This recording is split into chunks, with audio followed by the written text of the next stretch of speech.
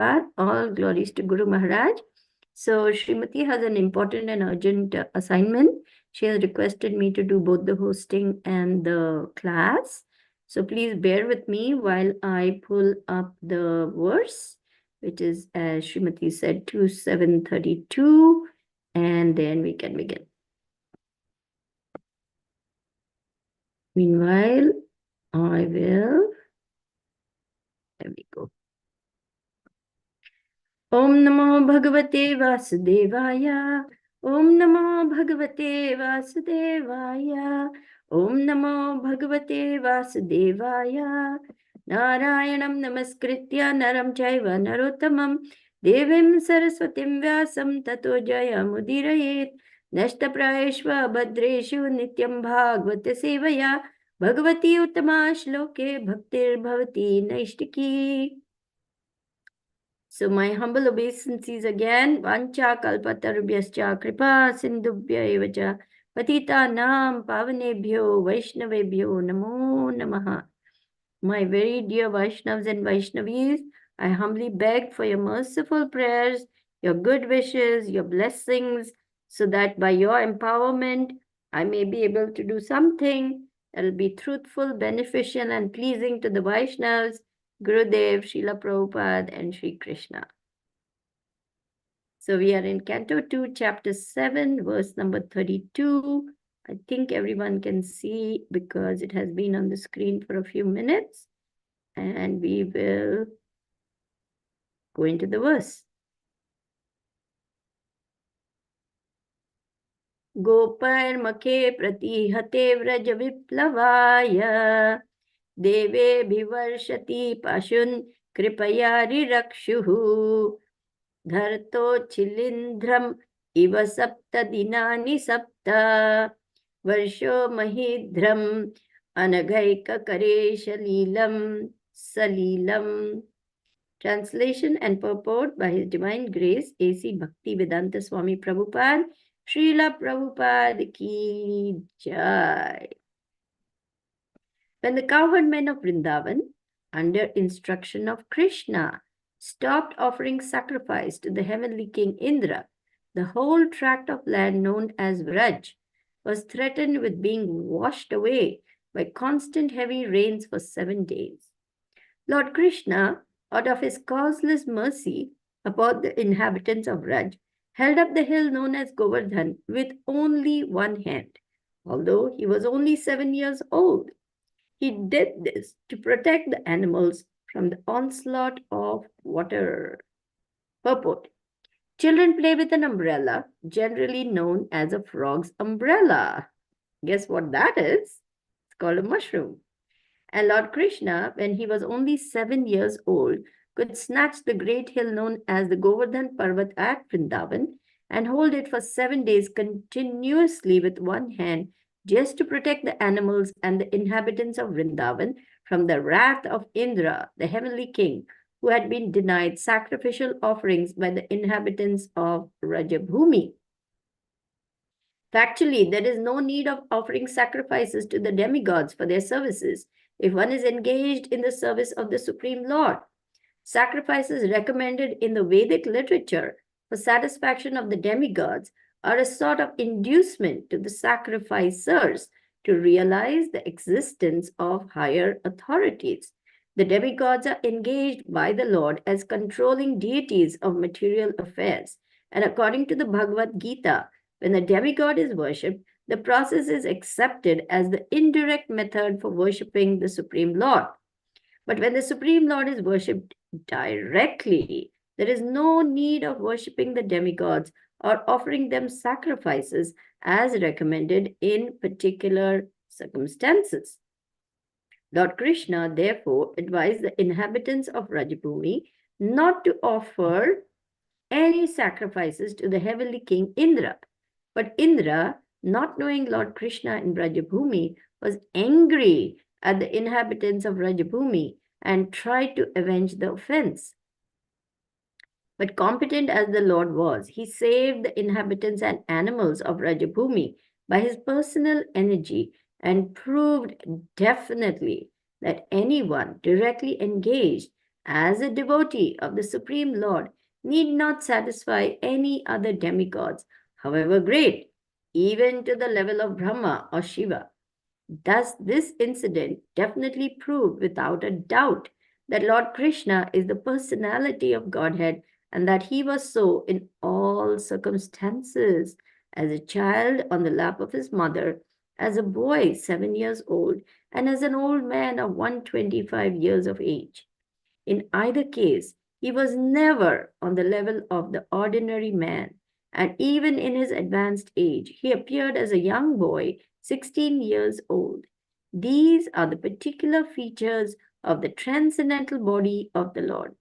Om Jnanatimirandasya Jnananjana Chakshurunmilitam Yena Tasmai Shri Guruve Namaha Shri Chaitanya Manobishtam Stapitam Yena Bhutale Swayam Rupa Kadamayam Dadati Swapadantikam Vandeham Shri Guru Shri Yuta Padakamalam Shri Gurun Vaishnavamscha Shri Rupam Sagrajatam Sahagana Raghunathan Vitam Tam Sajivam साद्वैतम सावधूतम परिजना सहितम Krishna Chaitanya देवम श्री राधा कृष्ण पादान सहगणा ललिता श्री विशाखान्वितम हे कृष्ण करुणा सिंधु दीनबंधु जगतपते गोपेशा गोपिका कांता राधा कांता नमोस्तुते तप्त कंचन गौरांगी राधे वृंदावनेश्वरी वृषभानुसुते देवी प्रणमामि हरिप्रिये नम ओं विष्णुपादाय कृष्णपृष्ठाय भूतले श्रीमते Chandramouli स्वामिनीति नामिने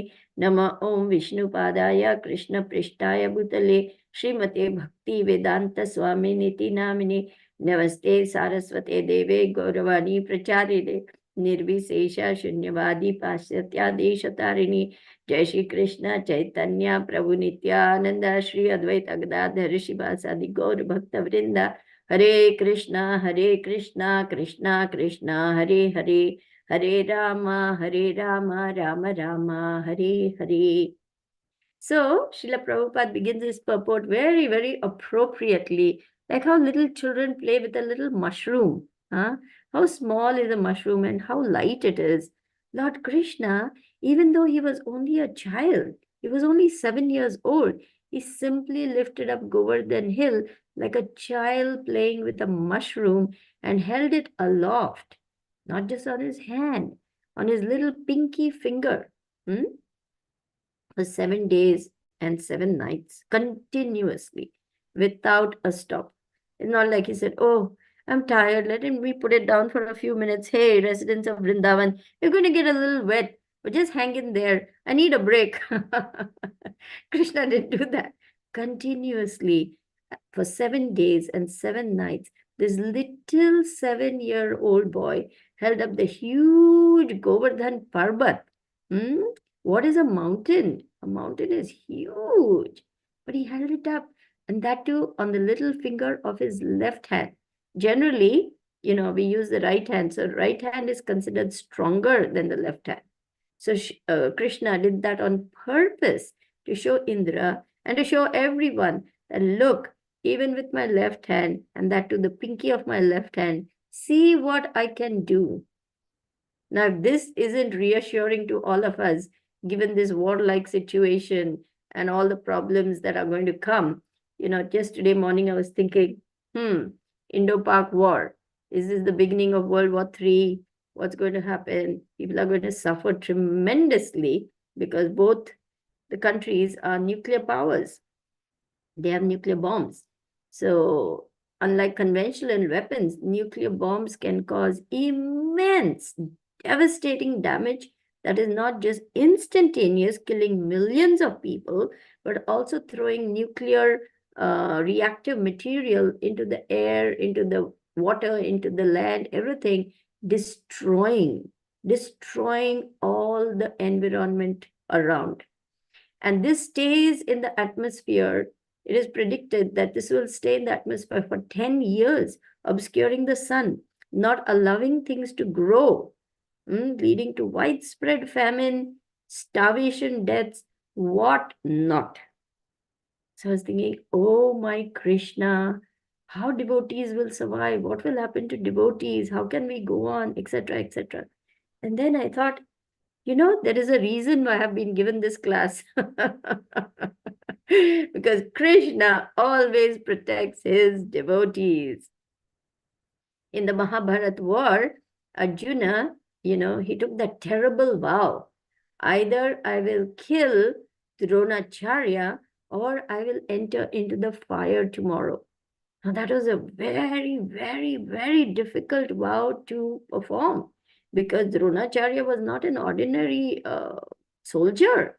He was the martial arts teacher of the Kauravas, Pandavas, and highly skilled in archery, in weaponry. And, to take that vow was like akin to saying, I will commit suicide almost. So that night, Arjuna was, calmly preparing for bed. And Krishna is saying, you've taken such a terrible vow. I'm so worried about you. What's going to happen tomorrow? Before sunset, you claim that you're going to kill Dronacharya. Do you have any strategy? Do you have any ideas? He's so powerful a warrior. I'm so worried. What's going to happen? So Arjun replied, why should I worry when you are there? So this is the complete faith Arjun has in Krishna in the midst of a terrible war. Why did he take this terrible vow? Because his son Abhimanyu was unfairly killed in battle by 10, 6 to 8, I don't remember the exact number, but so many Maharathis surrounding one little 16-year-old boy, and such an unfair fight, and they killed him. So naturally, as a father, he's outraged and he vows to take revenge. Tomorrow, before sunset, I will kill Dronacharya or I will enter into the fire. So, what I'm trying to say is this complete faith in Krishna protects the devotee because he knows Krishna will protect me. Mare Krishna Rakhe Krishna Mare Ke.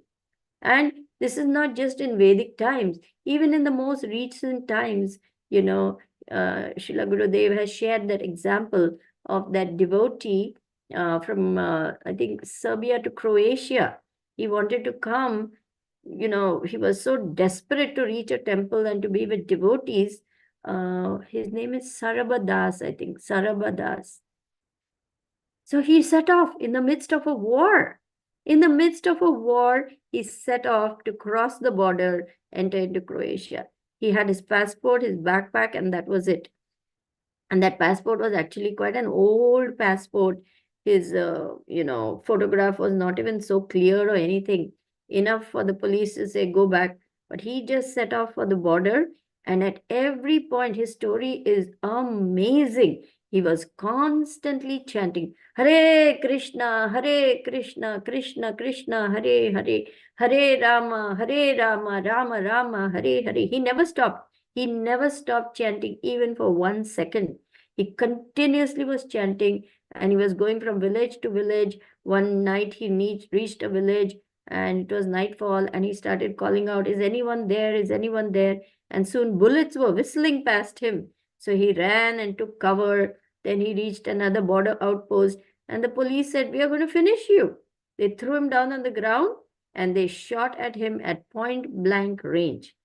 Our brave spiritual warrior never stopped chanting. The bullet ricocheted off a mug, a stainless steel mug that was in his backpack and came flying back at a soldier who jumped out of the way. And the other soldier said, what are you doing? Are you trying to kill me or what? And they were filled with wonder that this little, ordinary man with a little backpack is trying to cross the border. They decided to help him. They took him across so many outposts, and it was as though Krishna covered the eyes of all those border sentries. They passed many, many outposts, and they reached almost the border of Croatia. And that's when they told him, okay, here's where you get off. Just cross and go into Croatia. His story is remarkable because he was shot at point blank range, certain death. But Krishna saved him. Krishna saved him. Like this, there are innumerable stories of devotees being in grave danger. Our very own Satyabhama, she was on an airplane. And the airplane started wobbling, tilting, everyone screaming, and no one knows what is going on. Are they going to crash? And he started loudly calling out Nashingadev, Nashingadev, and started chanting Nashingadev prayers. And after some time, they safely landed, and all the people in the airplane simply rushed up to her to thank her.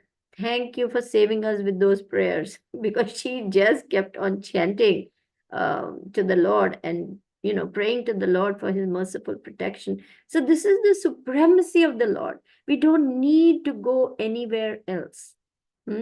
He's the strongest, he's the wisest, he's the wealthiest, he's the most famous, he's the most beautiful, he's the most renounced, he's complete, he's Bhagavan, the supreme personality of Godhead. Srila Prabhupada purposefully coined this particular description of the Lord just to show there is no more supreme authority beyond Krishna. Krishna also declares, Matta parataram nanyat kinchid asti dhananjaya Mayi idam sarvaprotam sutre mani gana iva. Bhagavad Gita 7:7. Let me pull that up for you. That way you will see the actual verse. My dear Dhananjay, that's another name for Arjun, winner of wealth, there is no more truth superior to me. Everything rests upon me as pearls are strung on a thread. Then Krishna also declares in, okay, here we go. Do you see that? Matta partaram nanyat kinchid asti dhananjaya mayi sarvam idam protam sutre mani gana iva. O conqueror of wealth, there is no truth superior to me. Everything rests upon me as pearls are strung on a thread. Krishna is declaring, there's nothing superior to me. I'm the highest. Don't even think of anything other than this. Then in Bhagavad Gita, let me go back. Aham sarvasya prabhu matta sarvam pravattate iti matva bhajanti mam buddha bhava samanvitaha. That is chapter 10 of the Bhagavad Gita. I'm looking at verse 8. I am the source of all spiritual and material worlds. Everything emanates from me. The wise who perfectly know this engage in my devotional service and worship me with all their hearts. Krishna is again declaring, everything comes from me. There is no more truth superior to me. So where is the need to go to lesser beings? You tell me. But still, because there are men of small intelligence who want to worship demigods, thinking, oh, I will get some material benediction from this demigod. They go to worship the demigods. But their benefits are temporary. They do not give the total benefit which Krishna gives, which is what? Position in the eternal kingdom of God, where there is no more birth, no more death, no more disease, no more old age, nothing except eternal life with Krishna. So Krishna says, those who worship me will come to me. Those who worship the demigods will go to the planets of the demigods. But even the demigods are annihilated at the time of annihilation. So whatever benefits they give, they are temporary. They themselves are temporary, and they also have to take birth again. So why go to demigods? Besides which, there is no relief from the anxieties of material existence even on the planets of demigods. Brahma Bhuvana Loka Punar, forget the rest. Let me pull that up for you. From the lowest planet in the material world down up to the highest planet, Brahmalok, all are places of misery, wherein there is repeated birth and death. But one who attains my abode, O son of Kunti, does not take birth again here in this material world. Let me pull up that verse for you also. I forget. Okay, 18:16. There we go. 18:16 of the Bhagavad Gita. Let me take you to that verse so that you see that particular verse and the translation. Sorry for the little gaps between the presentation. It's because I'm hosting and serving at the same time. Not 8. Bhagavad Gita as it is. 8:16. I needed to first check the number because I couldn't remember it out the top of my head. But here we go. From the highest planet in the material world. Yeah, I couldn't remember the entire verse.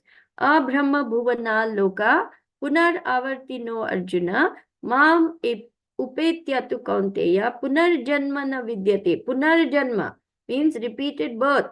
Again and again taking birth. From the highest planet in the material world down to the lowest, all are places of misery wherein repeated birth and death take place. But one who attains to my abode, O son of Kunti, never takes birth again. See the assurance Krishna is giving. Don't worry. I am here. I am here to protect you. Sarva dharman parityajya mamekam sharanam vraja aham tvam sarva papebhyo mokshayashami ma suchaha. Do not worry, do not fear, do not hesitate. Abandon all varieties of religion and just surrender unto me. I will deliver you from all sinful reactions. Do not fear. Then, Prabhupada goes on to explain, factually, there is no need of offering sacrifices to the demigods for their services if one is engaged in the service of the Supreme Lord. It's like this. Supposing, even on the material platform, you're serving the president of the company directly. Now you need not go to the managers, to the what vice no, not vice manager. You not go to the vice president and serve him separately. You need not go to the managers and worship them separately. You need not go to the branch manager. You need not go to the supervisor. Like this, you do not have to go to all the individual lower category workers because you are directly serving the president, right? Similarly, when we are engaged in the service of the Supreme Lord Krishna, there is no need to separately worship the demigods. Because the demigods are also, Srila Prabhupada describes in Bhagavad Gita, they are simply authorized supplying agents on behalf of the Supreme Lord. So actually, it's a form of bribery to try and go and get something from the demigods when the Supreme Lord is there to give you everything you need. Why should you go to the demigods? But in India, this is very popular because people don't have faith. They also do not know the supremacy of the Lord. They do not know who is God. They think everyone is the same and each one can give me something. So let me worship Ganesh, let me worship Shiva, let me worship Saraswati, Lakshmi Devi, Durga Devi, Parvati, like this. But here, by this pastime, Lord Krishna is establishing there is no need to worship any demigod because I am here to protect you, to save you, to give you everything you need, and in the end, to bring you back to me. Because this is Krishna's dearmost desire. He doesn't like to see us suffering in this material world, repeatedly taking birth, repeatedly growing old, repeatedly getting diseases, and ultimately dying. Dying means the material body dies, and then we take birth again because the soul is eternal. It doesn't take birth, it doesn't change. So Krishna doesn't want to see us suffer. As a loving father, he says, come back to me, my dear spirit soul. Don't keep rotting in this material world. Why do you want to go in for some little bits of broken glass when you can get a diamond? Dhruva Maharaj also says that. So there is no need, I'm going to highlight this, there is no need of worshipping demigods or offering them sacrifices because they themselves are temporary. And once you are engaged in this sort of, in Krishna's service, there is no need to worship anybody else. So you might say, then why do the Vedas describe worship of demigods? This is because all people are not convinced of God. All people do not know about God. And even if they know, they are still thinking, oh, I think I should get a house first. Then I'll think of worshipping Krishna. Oh, no. I need a beautiful wife first. I need a good bank balance first in order to be happy. Then I can do all these sacrifices and all. But what will all those things give you? Just temporary benefit and another birth. So the man of intelligence tries to understand the Supreme Lord Krishna engaging in his service because he knows Only the Supreme Lord can free me from this entanglement with the material energy. Material energy is very hard to overcome, but one who surrenders unto Krishna can easily cross beyond it. Daivihi esha gunamai mama maya duratyaya mam eva ye prapadyante. What is that? One who easily Daivihi esha gunamai mama maya duratyaya mam eva ये prapadyante. प्रपद्यन्ते मायामितां तरन्ति ते. Thank you. Maya metam tarantite. He can easily cross over this ocean of material existence. And Srila Prabhupada says that huge ocean becomes as small as the water contained in the hoof print of a calf. So tiny. Imagine a mighty ocean shrinking down to something that you can hold in the palm of your hand. Even a child can easily cross beyond such a small little puddle, isn't it? So it becomes that easy to cross over this ocean of material existence if one engages, serves, and surrenders the Supreme Lord. There is no need to worship the demigods. So the demigod worship is still allowed just for people to admit there's a higher power, just for them to understand the existence. See, here Srila Prabhupada explains so nicely. Sacrifices recommended in the Vedic literature for satisfaction of the demigods are a sort of inducement to the sacrificers to realize the existence of higher authorities. This is one step above atheism because atheists do not even believe in higher power. They do not want to believe there are demigods or God or anything. It's just me, you, and everyone else, and we can do whatever we want. But at least the demigod worshippers know, no, there is a higher power. I must worship him or her in order to get something. So it's more like a trade. Oh, Durga Devi, my dear Devi, please, I need a lot of material wealth. Here, I'm offering this in sacrifice. I'm giving you $1,000. Or I'm sacrificing a goat. Please be pleased with me. Like this. All this is going on. But Krishna allows this to happen, saying, as soon as one gets faith in some demigod, I make his faith steady. See how magnanimous is Krishna, how merciful he is, how compassionate he is, understanding the struggles of the spirit souls in this material world. He doesn't say, oh, look at these ungrateful people. I'm the one actually supplying everything. I'm going to punish them for worshipping a demigod. No, he's so kind. He says, okay, I will make your faith steady because whatever worship you offer to the demigod is going to offer to me anyway. And so indirectly, you're worshipping me. He's so magnanimous. He's so merciful. He's so kind. He's so compassionate. He's so ever willing to accept one little thing that we do, even indirectly for him. Now, isn't that a wonderful God to love? I think so. Anyway, but here, because Indra was directly attacking his beloved cows, calves, cowherd boys, his mother, father, all the other elderly gopas and gopis of Vrindavan, Krishna said, nothing doing. I'm not going to allow this to happen. And all of you have heard of that pastime where Indra sent thunderbolts and the rain was falling as thick as massive columns. He sent hailstones, icicles, thunder, lightning. It was a very fearful situation for all. The cows were, shivering with the cold. They were trying to cover their little baby calves and they were pleading with Krishna, Krishna, help, save us. The gopas and gopis were frightened. They were saying, we are going to get flooded out. The flood waters were rising. They didn't know what to do. Nanda Maharaj, Yashoda Mai, all the elder gopis, they didn't know what to do. And Krishna simply lifted up Govardhan Hill on his little pinky and said, my dear residents of Vrindavan, my dear cows and calves, just come under Govardhan Hill and I will give you all protection. How sweet is the Lord, how kind and magnanimous he is, how protective he is, and he is the ultimate savior. Avashya Rakshibe Krishna. Devotee should have complete confidence that Avashya means without any doubt, certainly Krishna will protect me. Krishna is protecting me. Krishna is already protecting me. So what do I have to fear? Nothing. We need to become fearless. in service to Guru and Krishna, we do not have to fear any living entity, however powerful he may be, because he is ultimately materially powerful. That's all.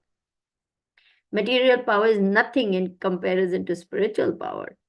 So, devotee rests completely safe and confident, just like a child is completely taken care of by the parents and is totally safe and secure. The devotee is completely safe and secure in the loving hands of Krishna. He's got the whole world in his hands. He's got the whole wide world in his hands. He's got the whole world in his hands. He's got the whole world in his hands. He's got you and me, brother, in his hands. He's got you and me, sister, in his hands. He's got you and me, brother, in his hands. He's got the whole world in his hands. He's got the little bitty baby in his hands. He's got the little bitty baby in his hands. He's got the little bitty baby in his hands. He's got the whole world in his hands. This is an old song. You know, I went to a convent school as a little girl. So I learned so many Christian hymns. At that time, I didn't know Krishna was preparing me to preach in the West. So, of course, in the English-speaking worlds, all these become handy because it's very familiar also. They are also, at least in America, a lot of very pious Christians are there. Still, 98% of the people believe in God, according to a Gallup poll. So at least it's not bad as the other atheistic countries. We can take courage from that at least. And even in their currency, they have "In God We Trust." The Constitution says "In God We Trust." So there is hope. Srila Prabhupada said, if America and India combine, America is like a blind man. India is like a lame man. But the lame man, if he climbs on the shoulders of a blind man, then both of them can walk toward the destination. Isn't that wonderful? Srila Prabhupada ki jai. So, to come back again. So, Krishna is establishing, don't worry, you don't have to worship anyone else. Akama sarva kamo va moksha kama udharedi tivrena bhakti yogena yajeta purusham param. A person who has broader intelligence, whether he be full of all material desire, without any material desire, or desiring liberation, must by all means worship the supreme whole, the personality of Godhead. See how clearly it is being established that even if you want all material opulences, let's say I'm very, very keen, I want a big kingdom, I want a big, harem of beautiful women, I want many, many children, I want this, I want that. Still, by worshipping the Supreme Lord, you will get all those things and more. Why? Because Krishna will slowly purify you of even all those material attachments and bring you to the point of pure devotional service. Just the other day, Gurudev was doing that chapter, Chaitanya Charitamrita. I will share with you. Let me pull that up. Adi Leela 1455, I think. And over there, Srila Prabhupada clearly writes that one who worships Lord Chaitanya will get everything. A good home, a good husband, good children, good everything. Adi Leela, chapter 14. And live with peace and prosperity, lacking nothing. 14, 50, because there the gopis were, the little girls of Navadvip were worshipping Katyayani, I think. And Lord Chaitanya said, worship me. Give all these offerings to me. Yeah, see. Addressing the girls, the Lord would say, worship me, and I shall give you good husbands or good benedictions. The Ganges and Goddess Durga are my maidservants. What to speak of other demigods? Even Lord Shiva is my servant. So let me take you to that particular purport. It was a very nice purport.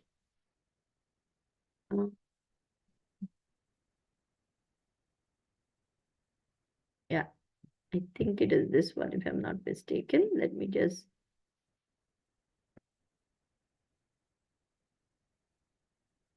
Yes, here we go. One can stay a householder, but one must be a devotee of Lord Chaitanya Mahaprabhu. Then one will be happy with all the material opulences of a good home, good children, good mate, good wealth, and everything he desires. Therefore, the Shastras advise Yagnai Sankirtana Prayer Yajanti Hi Sumedasaha. So, to go back to this particular verse, 2, 3, 10. Whatever you desire, my dear spirit souls, please worship Krishna. You may be full of material desires, without any material desires, or desiring liberation, but by all means, please worship the Supreme Lord Sri Krishna. Don't get fooled by the material energy into worshipping the demigods, because whatever benefits they give, they are temporary. Let me share with you the particular verses. It's 720 to 723. Okay, I'll take you back to the. Okay, here we go. 720 to 723. Krishna is clearly describing those whose intelligence has been stolen by material desires surrender unto demigods and follow the particular rules and regulations of worship according to their own natures. Text number 21. Let me show in advanced view so it just becomes easy. I am in everyone's heart as the super soul. As soon as one desires to worship some demigod, I make his faith steady so that he can devote himself to that particular deity. And we see in different parts of India, different favorite demigods and demigoddesses. For example, in Maharashtra, it is Ganpati Bappa Moria, Ganesh. Everyone loves the roly-poly, pot-bellied, cute little Ganesh, because he is the remover of all obstacles, he is the granter of all benedictions. But from whom he is getting his power? He himself is keeping Lord Nrsingadev and worshipping Lord Nrsingadev, who grants him that power. Ganesh. Other parts of India, they worship Durga Devi, granter of all benedictions, or they worship Shiva. Om Namah Shivaya, Om Namah Shivaya, Om Namah Shivaya. But who is Shiva? He is the greatest Vaishnav. Vaishnavanam Yatha Shambhu. So all the benedictions that the demigods give, they have no power to give it independently. They get their power from Krishna. And then when Krishna grants the desire, then only that living entity can get anything. Okay, so then, endowed with such a faith, he endeavors to worship a particular demigod and obtains his desires. But in actuality, these benefits are bestowed by me alone. Men of small intelligence worship the demigods, and their fruits are limited and temporary. Those who worship the demigods go to the planets of the demigods, but my devotees ultimately reach my supreme planet. Prabhupada would quote these verses, just to show the supremacy of the Lord Krishna and say that don't waste your time. Why do you want to waste your time worshipping demigods? Because everything they give is temporary. You'll have to take birth again and again and again. And we have done this many, many, many uncountable lifetimes. So in this lifetime, let's become intelligent, worship the Supreme Lord Krishna, make our lives perfect by chanting Hare Krishna, Hare Krishna, Krishna, Krishna, Hare Hare. Hare Rama, Rama Rama, Hare Hare. Those who are very intelligent, they take part in this Sankirtan movement. Yajanti hi sumedasaha, Yagnai Sankirtana prayer. What is Yajanti hi sumeda? What is the first line? Krishna Varnam Tvisha Krishnam Sangopangastra Parshadam Yagnai Sankirtana prayer Yajanti Hisu Medasaha. Very intelligent. So all of you are very, very intelligent because you have come to Sri Krishna Chaitanya, who has induced you to chant his holy names. Hare Krishna, Krishna Krishna, Hare Hare, Hare Rama, Rama Rama, Hare Hare. The more we chant, the happier we become. The more we chant, the more purified we become. The more we chant, the more we come back to our original position of pure servitorship to Krishna, in which there's complete joy, happiness, peace, everything you want. Thank you very much. Hare Krishna. So we will open up for comments, questions, realizations, corrections. Thank you.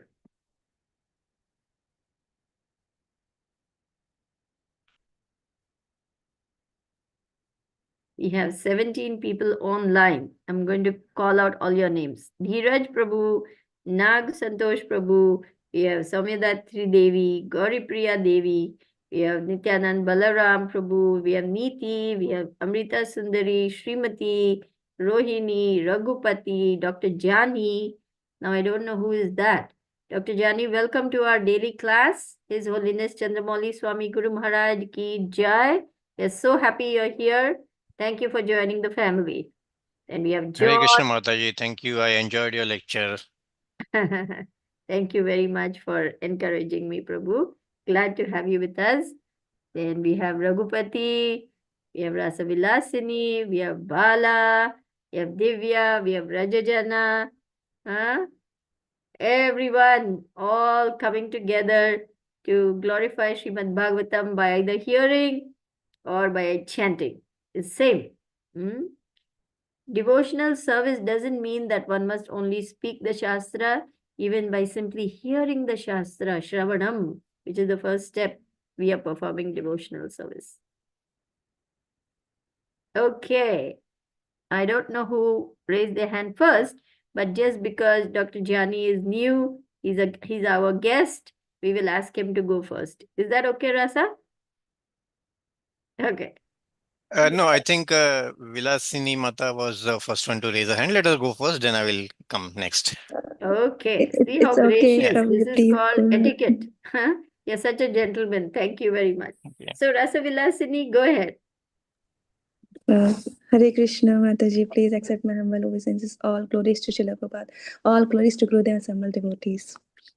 Mataji, Accept my humble obeisances, Rasa Vilasini.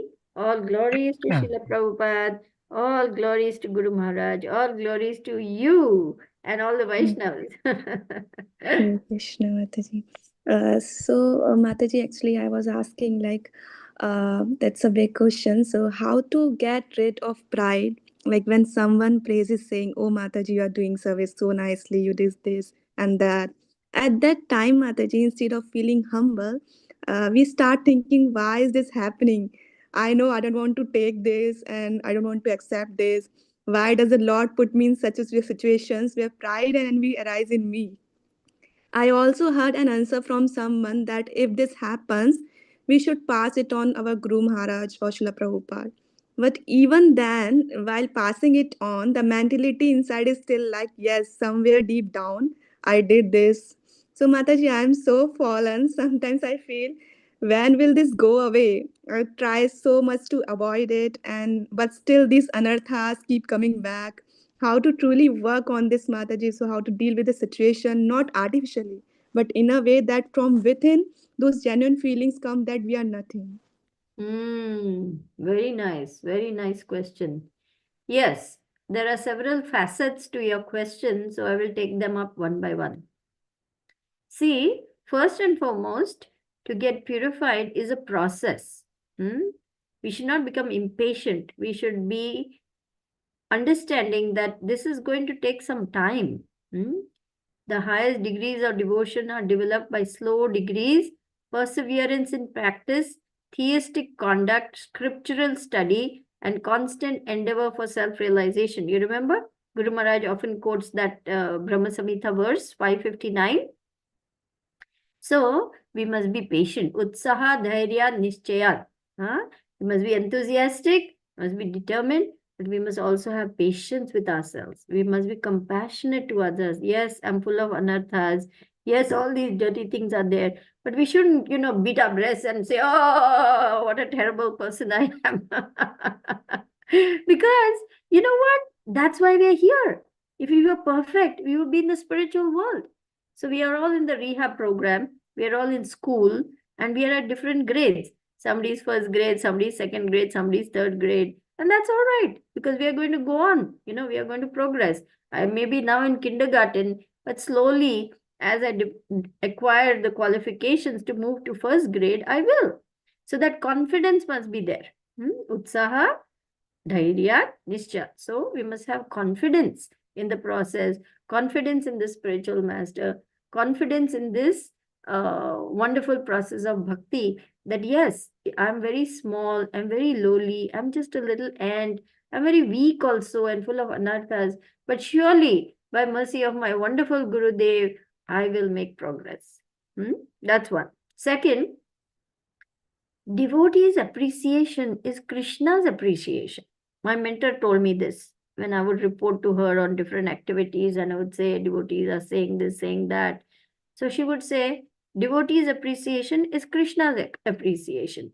So be gracious. Don't just, oh, don't tell me all this. You're going to increase my pride. Oh, you're not my, people say, oh, one who criticizes me is my friend. By praising me now, you're my enemy. And they overreact and they make a big hullabaloo. Just be gracious. Let's be nice Vaishnavas. Let's accept it gracefully and say, thank you for encouraging me. But mentally we think, thank you, Gurudev. It is because of you that I can do any service, even just a tiny particle of service.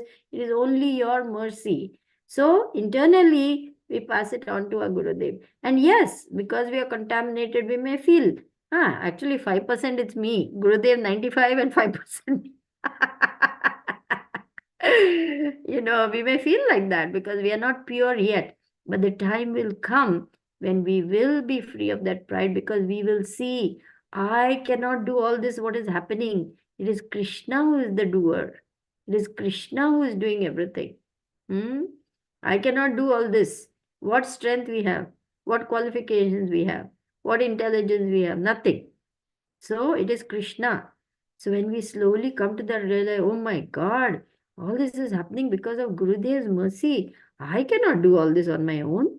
Then we become very humble and we say, thank you, Krishna. You're showing me how powerful you are and how insignificant I am. Then we become humble and slowly, slowly we give up pride, all pride, and say, oh, Krishna, simply let me become an instrument, because I can see I'm incapable of nothing. I'm sorry. I'm capable of nothing.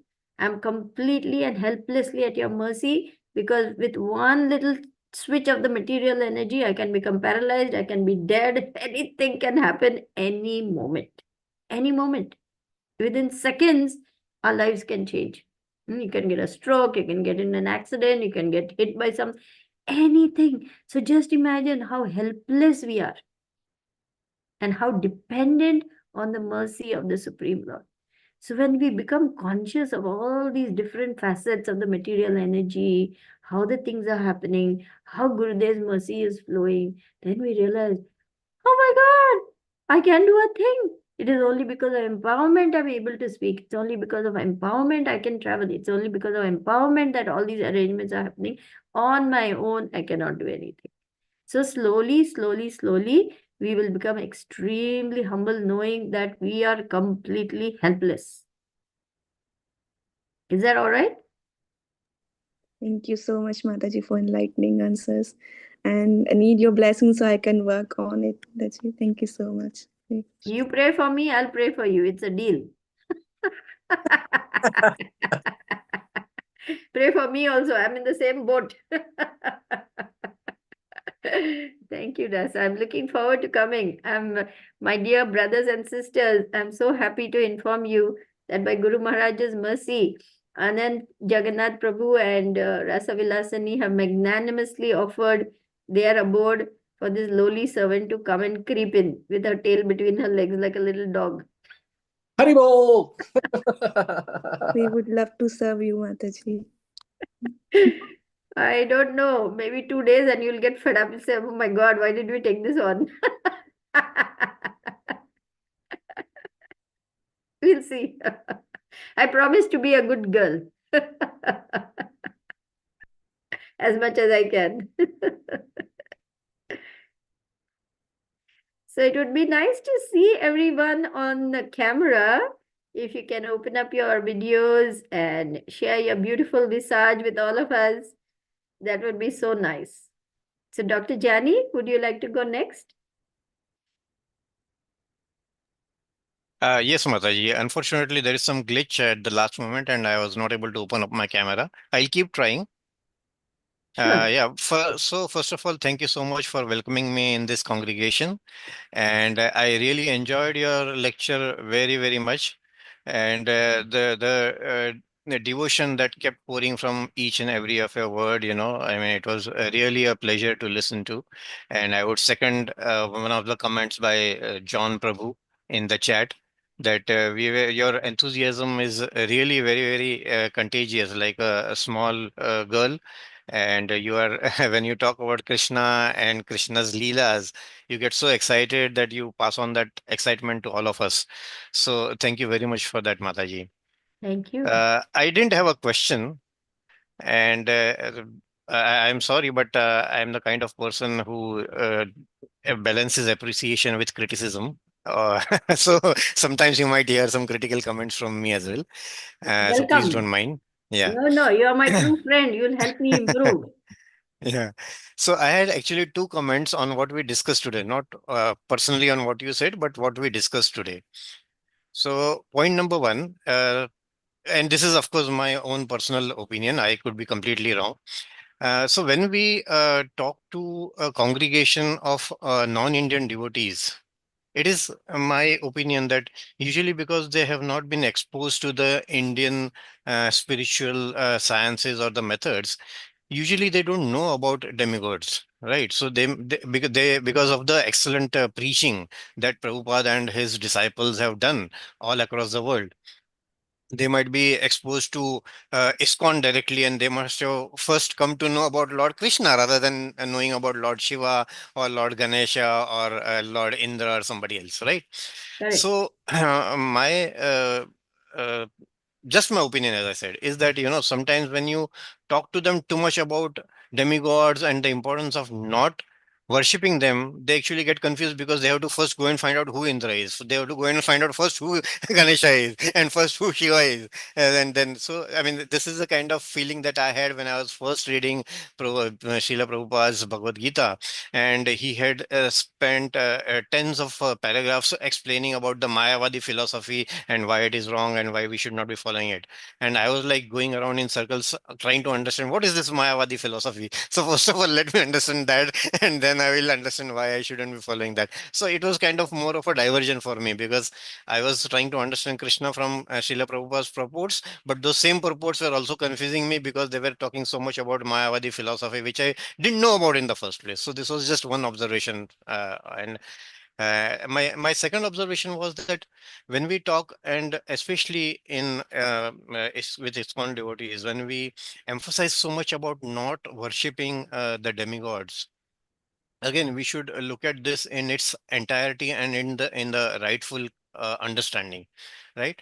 So it's not that Krishna is on one platform and the demigods are on another platform, and we should be worshipping Krishna as being the supreme or the most superior, and we should be condemning or ignoring or criticizing the other demigods. Because when we get into this kind of a dialogue, then invariably, and I have seen this happening, invariably then we get into unnecessary conflicts with other people who are worshipping other demigods and they consider them as supreme, right? And whereas this is not needed, because demigods ultimately, as you also discussed in your rightly in your lecture, they are just empowered beings of by Krishna, and they are empowered by Krishna to do certain duties in the material world, right?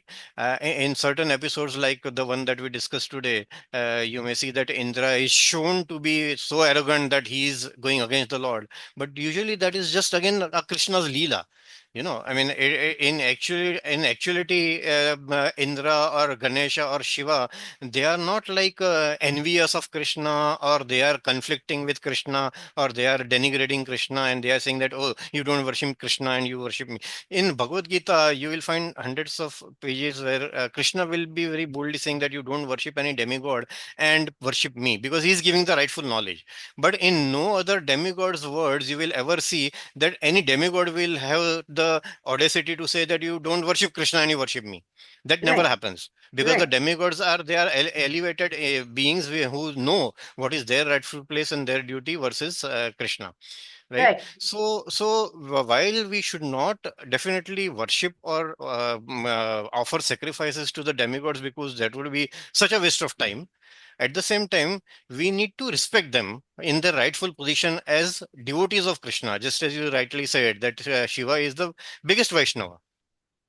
So we need to see them in the rightful position and respect them and seek their blessings for facilitating our path to Krishna. That's what I believe. I mean, again, this is my personal opinion. I could be wrong, but we need to just, we don't need to worship them very ceremoniously.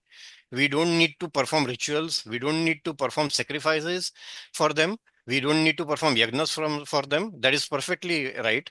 But if they come across us, or if we come across a temple of Shiva, then we should respectfully bow down, and because he is the greatest Vaishnava, right? So that is my humble understanding from whatever I have understood so far. I could be wrong, and I would like to stand corrected if I'm wrong. Yes. So, yes, well, let me express it in Srila Prabhupada's own words, starting with your last comment first. Srila Prabhupada's writings, his words, and his explanations are perfect because they are the law books for the next 10,000 years, and he has not written them, Krishna has written them. Prabhupada himself said, I simply put the words on paper. Krishna wrote these books.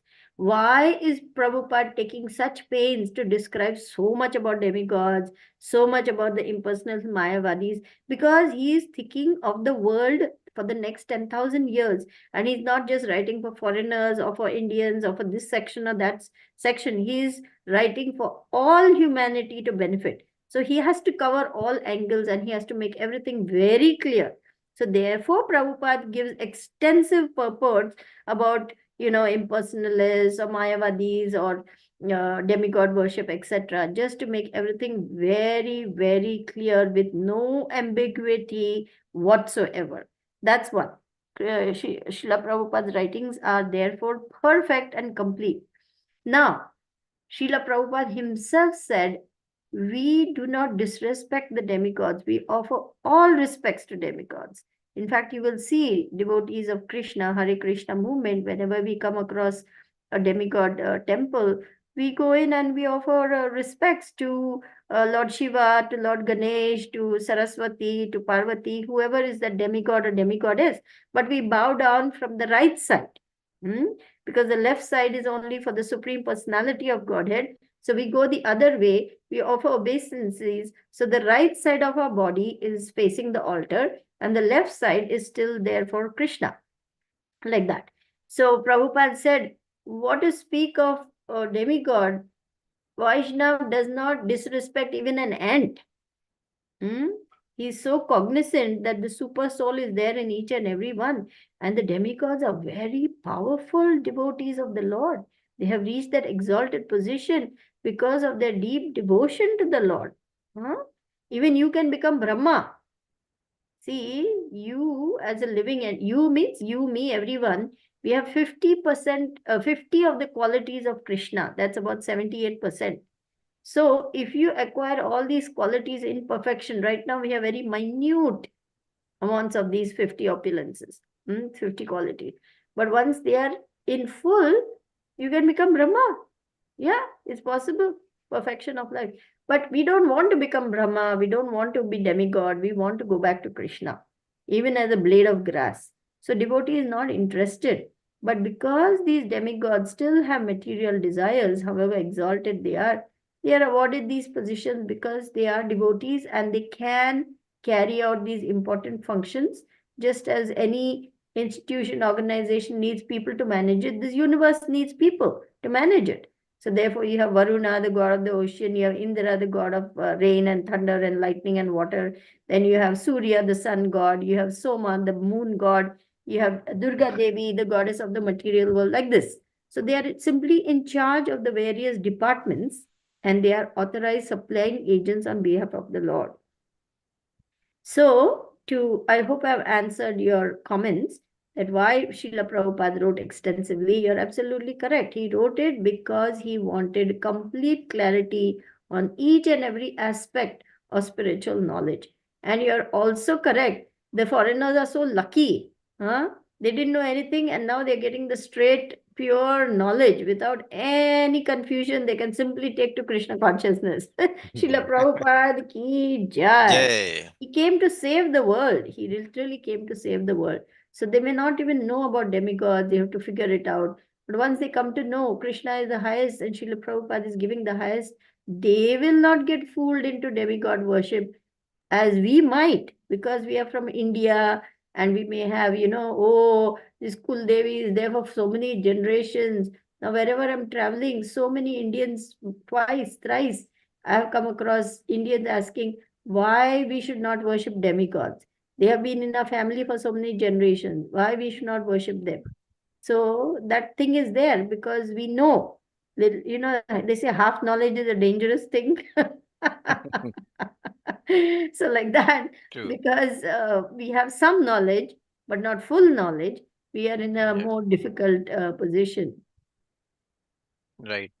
Right. Thank you so much. And have complete faith that Prabhupada has given us everything we need to attain the highest perfection of life. Vyavasayatmika buddhir ekeha kuru nandana buddhayo vyavasayinam. What is that last line? Buddhayo vyavasayinam ekeha kuru nandana. Let's go. 241, Bhagavad Gita 241. It says over there, no, this is Chaitanya Charita Bhagavatam. Okay, here we are. Ekeha kuru nandana buddhayo vyavasayinam. I'm forgetting the last line. This is what happens if you don't read frequently. 241.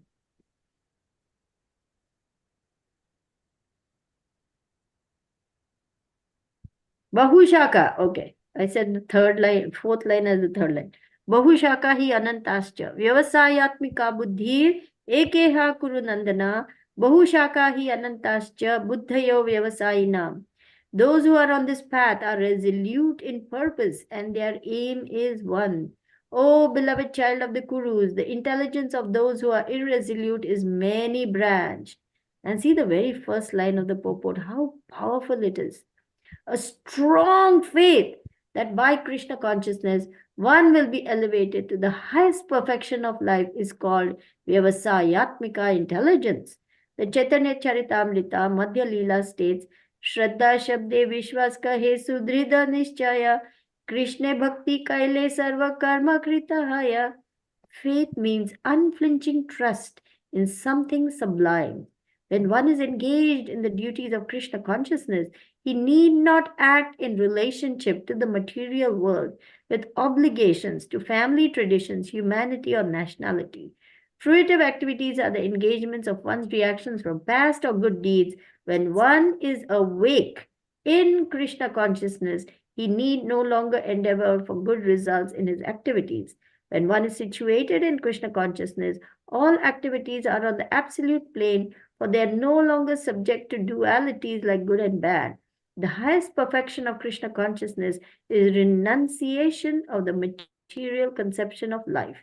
This state is automatically achieved by progressive Krishna consciousness. The resolute purpose of a person in Krishna consciousness is based on knowledge. Vasudeva Sarvam iti sa Mahatma sudurlabhaha. 719 of Bhagavad Gita, Bahunam Janmanamante Jnanavam Mam Prapadyate Vasudeva Sarvam iti sa Mahatma sudurlabhaha. After many, many births, a man who is in full consciousness of me, Bahunam Janmanamante Jnanavan. Yeah, surrenders unto me, knowing me to be the cause of all causes. Such a great soul is very rare. A person in Krishna consciousness is the rare good soul who knows perfectly that Vasudeva or Krishna is the root of all manifested causes. As by watering the root of a tree, one automatically distributes water to leaves and branches, so by acting in Krishna consciousness, one can render the highest service to everyone, namely self, family, society, country, humanity, etc. If Krishna is satisfied by one's action, everyone will be satisfied. Jai Shri Krishna. Hope Jai that is Shri clear, Krishna. Dr. Jani. Yes, yes. And just to add to what you said, Mataji, in one of the examples that you gave from the shlokas, so Krishna says that they are within me, just like the pearls are on a thread, you know. So it's these demigods are not different. They are not in a different platform. So it's not like a duality that we worship Krishna and we reject the demigods. The fact of the matter is that when you are worshipping Krishna, you are automatically worshipping the demigods. So there is no need to worship them separately. They are within Krishna. Right, but they are not on the same level as They are Krishna. not on the same level, obviously Right, not. right. Like we are Yeah, not on the same level with no, Krishna. They are also no, not on the same level with Krishna. exactly. Krishna is Yeah, supreme. Yes, perfect. You yeah. said it well. Thank you. Thank you, Mataji. We look forward to your continued participation and your enthusiastic comments. Thank Thank you, Mataji. you. Bal Krishna Prabhu. Jai. Hare Krishna Mataji. Hare Krishna. Please accept my humble obeisances. All glories to No, Prabhupada. All glories to Gurudev. no. Please accept my humble obeisances. All glories to Gurudev, all glories to you, and all glories to Vaishnavas. Um, so, Sridevi Mataji, at this point, I wanted to announce that tomorrow I'll be the Sridevi Sarathi. I'm very happy to hear Yes, that. Your yes. enthusiastic presence will enliven me enormously. I'm really looking forward to seeing you tomorrow. Yeah, just yeah, I wanted to sell that, and I also wanted to say that Rasavilasini Mataji is one of the most humble people we know. She sits down in classes, and we have to drag her to chairs, and she's like, so she has no problems. But it's normal for Vaishnavas to feel that way, that we are fallen, and we should, right, Mataji? Right, Yeah, right. She's a humility. wonderful devotee. I think she's some demigoddess. The way she dances, she has come down from Indra's planet or something just to teach us how to dance. Yeah. Yeah. So yeah, I mean, maybe we can talk about that humility aspect. So that initially it used to throw me off when everybody, would always say, "Oh my God, I'm so fallen. I'm so clearly they're not fallen." It's like, but then that is the correct attitude, right, Mataji? Can you probably talk a little bit about that? See, we should not just, I mean, attitude. What I'm trying to say is we should not say it just because it's fashionable to say it in ISKCON, you know. We Mm. hear everybody saying it, so I will also say it because this seems to be the jargon in ISKCON. You have to go around saying, Oh my God, such I'm a so good fallen, point. I'm so fallen. Yes. No, if we must be genuine, we must be Yeah. Okay. authentic, be you, Yeah. If you are actually feeling it, then that's different. But Yeah. you just go around saying it because, hey, you know what? All the Prabhus here, they talk like this. I better talk like this too. Yeah. So actually, yeah, That's I have the opposite problem. I know I'm fallen. I know nothing, and then I'm looking at them like, well, come on, you know so much. Why are you not acknowledging it? Then slowly I'm realizing that there is so many in the stories in Bhagavatam and here and there, so many extremely exalted people who are staring at Krishna are fallen. So there's humility is necessary, right, yeah, Mataji? yeah, absolutely. Oh my Yeah. goodness. Yeah. Radhanath Maharaj says humility is not just a part of devotional service, it is the heart of devotional service. Yeah. Thank you, Dr. Jani. We pray that you have a very blessed day remembering Krishna. Yeah. Yeah. Yeah, so, to feel oneself fallen is actually natural because the soul is very humble by nature, very humble. And to genuinely have that feeling, we have to chant our rounds. Only when we are really connected with Krishna will we feel truly humble, because as long as the material energy is still permeating our consciousness, we'll, I'm so great, I'm so wonderful, look at me, like this, we'll be still having that consciousness. So we Yeah. need to get rid of that consciousness, because we want to come back to our original position, pure spirit soul, nothing but a servant of Krishna. Mm-hmm. Yeah, Mataji, I'm going to wear shirts without collars. That way I cannot. You're so funny. That's so cute. Sounds like a good idea. Yeah. So, yeah. So, thank you so much, Mataji. Looking forward to seeing you at the airport and taking you to Rasvilasi Mataji's house. Be awesome. Thank you. Thank you so much, Bala. Yeah, I look forward to meeting all of you and spending time with you. Hopefully, pray for me. Pray for me that I can serve you all nicely. Please you and please Guru Maharaj. Pray for us, Mataji. Yeah, I have to drop off here pretty soon, Mataji. Thank you. Okay. Haribol. Yeah.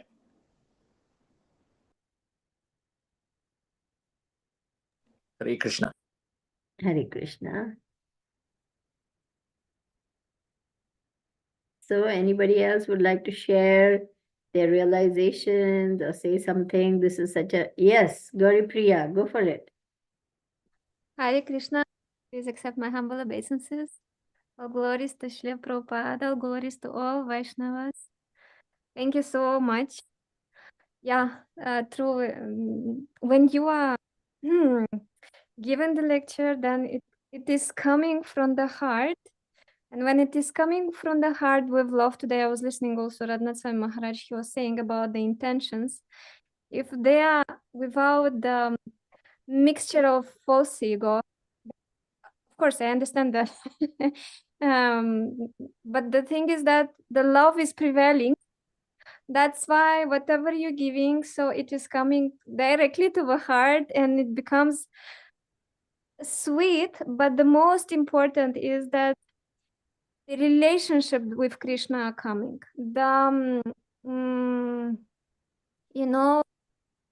Somehow opening the reality about who is Krishna, about his personality, how is he, how are his devotees. Actually, what Dr. Jani was saying regarding the respect, what you were discussing about the respect and about if preaching in the West, why then to like Talk it's about kind of demigods. confusing about the demigods. But what you said then afterwards about the half knowledge is worse. It brings you actually in the, as Srila Prabhupada Dangerous. was aware, it was saying that it brings you even in the most darkest places of universe. So the thing is that at the beginning, yes, oh, Krishna is so great. Oh, Krishna is so great. Oh, yeah, Krishna is the best. Why demigods stay there? So I'm sorry, I'm just saying at the beginning, the mentality, how it gets somehow transformed with time. But at the beginning, yeah, demigods are not respected. So, I mean, I'm just telling about the generation from this side. And by great thanks, great work of devotees, Maharajas.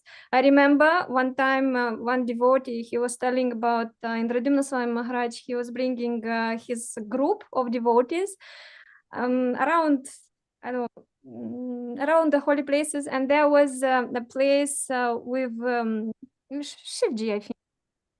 Yeah, Lord Shivji. So devotees didn't want even to bow. So Indradimna Swami Maharaj make a good, nice instruction, so to say, sweetly. But that teaching of being respectful towards others, living entities, even if they are not so high as Krishna. But if you don't understand, if the person don't understand that they are those devotees who, being in material world, they got such a high position that they can rule even with false ego as they have. Not like your position is even lower because you even cannot give such a great service. So this respect is really very much Very, important. yeah, very, Very very important. Otherwise, the loss of the loss will bring you down. Because of these offenses, it can create very big. right. Yeah, we don't want to make Vaishnava offense. We don't, just because they are also great Vaishnavas. So why should we do a Vaishnava offense? Is not just for Hare Krishna devotees here on this planet. It's for all devotees everywhere, including the demigods. So you're absolutely correct. We must have great respect because these are very powerful beings, and they're worshipping the Supreme Lord and carrying out His commands in the form of managing the universe for us. It's the demigods who supply rain, it's the demigods who supply grains, it's the demigods who control every aspect of our life. You know, there's a demigod for your eyelid, demigod for your digestive system. So, like this, the demigods are ruling every aspect of our life. So, we must offer them all respect. But you will be, maybe you already know this, but now with the wave of veganism, vegetarianism, yoga classes, etc., in so many yoga classes all over now, Westerners are getting exposed to Om Namah Shivaya, Om Ganeshaya Namaha, oh Ganesh is so sweet, oh Hanuman is so powerful. Yeah, and they are thinking that if we chant these mantras, it's the same as the Hare Krishna Maha Mantra. They do not understand what is the position of Ganesh, what is the position of Hanuman, who is Lord Shiva. They just carried away because, you know, it's all, anything coming from the East is exotic, it's mesmerizing, it's colorful. You know, look at Shiva, he dances the Tandav Nritya, he's so cool, he's got a Chandra on his, top knot, and he's got snakes around him. And look at Ganesha, he's so wonderful, like this.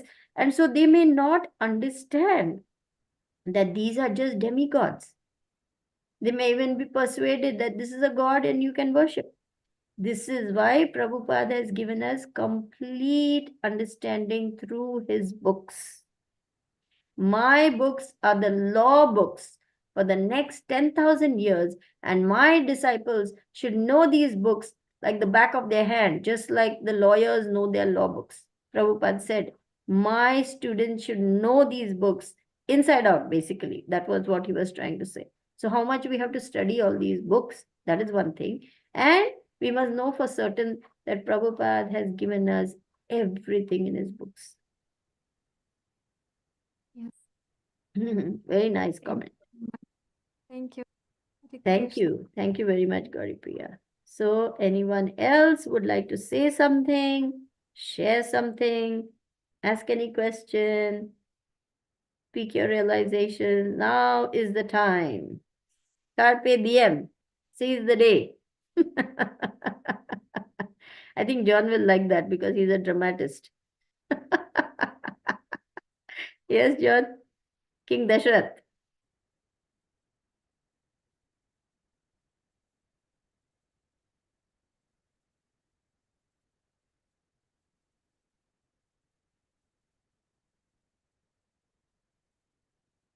So if no one wants to share anything and or ask any questions,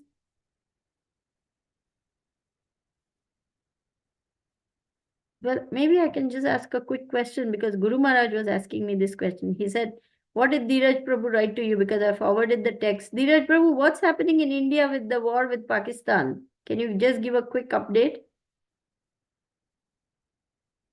Hare Krishna Mataji, please accept my humble obeisances. All glory to Guru Maharaj, and all glory to you. Can you hear me? Please accept my humble obeisances, Dheeraj Prabhu. All glories to Prabhupada. All glories to Gurudev. How are you? I'm good, Mataji. I'm doing good. In India, there was an airstrike last night.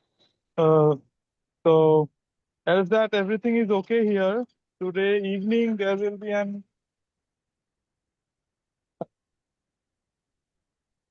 Today evening there will be and we lost you. I can't hear anything more. Hare Krishna. Hare Krishna. Yeah. We can hear you. Carry on. Can you hear me, Mataji? Yeah, now yes. Yeah. Today evening there will be an meeting, and after that they will decide what to do further. So let's see. Hope there's no war, because war brings a bad effect. So yeah. Anyway, you take care because Bangladesh is closed next door. We don't know what Bangladesh will do. Already here in Murshidabad, many things are happening. So here Muslim peoples are like attacking Hindus and all temples, their shops, their homes. They are taking shelter in the schools and government and corporations office and all. So yeah, bad situation here. And Nadia also, Mayapur is very near to the border. So Right. I'm worried about the devotees there. Krishna is always protecting, but then also no one knows what Yeah. is the situation. War is never a nice situation for anyone. I also pray that somehow the situation will de-escalate. But given that this is Kali Yuga and given that Pakistan has gone too far, I don't know. And Narendra Modi is a very strong leader. He's not going to take it lying down. He has said that this attack will be avenged. The killing of civilians in that tourist spot in Kashmir. So we don't know. Anyway, now you can see how much the need for Krishna consciousness around the world and also for farm communities. Now we can understand better why Prabhupada wants farm communities, so that we do not depend on the outside world and we remain protected from the, skirmishes between, because in remote villages, they are still untouched. In war times, nothing much changes for them because they don't depend on the outside world. Yes. I'm beginning we to are fully understand sure. how much Prabhupada, every word that Prabhupada says is so important and every instruction is so important. I'm really pressing for farm communities in my presentations everywhere. I'm talking about the importance of Daivi Varnashram farm communities. And when Guru Maharaj called me yesterday, he said, yes, please continue and also encourage the Matajis in our movement. He said, try to organize as much Vaishnavi Sanghas and encourage the ladies in our movement. Yeah, truly, Mataji, your seminars, your classes are really inspiring, and I'm hearing all your classes like online or in the Zoom call. So yeah, it will truly help. Right. Anyway, you take care, my dear little brother.